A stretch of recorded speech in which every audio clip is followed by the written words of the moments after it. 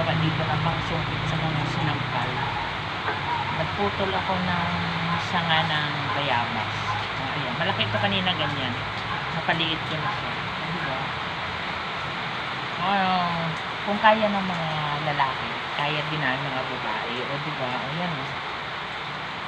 Pangsungkit siya. Mataas kasi yan. O diba? Ayan guys. Pero kinukuha ko siya, pinapakinis ko pa siya. Pinapakinis ko pa siya. Nakaganda siyang hawakan. Diba? Makakapa na siya.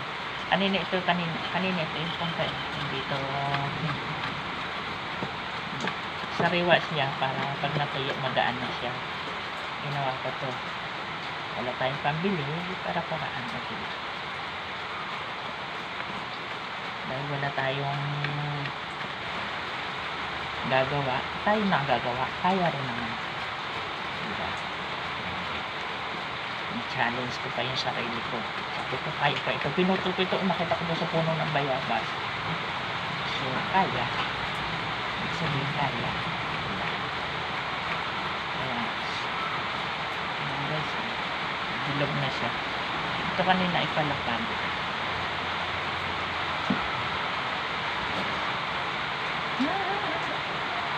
Ang sungkit sa sinampa. Ito na lang ang paliliipin ko pa to. Okay na to.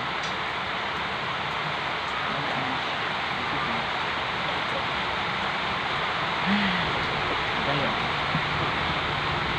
Okay na siya. Kunti na lang. So, bye-bye. Pag gusto, may paraan. Pag ayaw, maraming dahilan. So, kaya natin. Diba?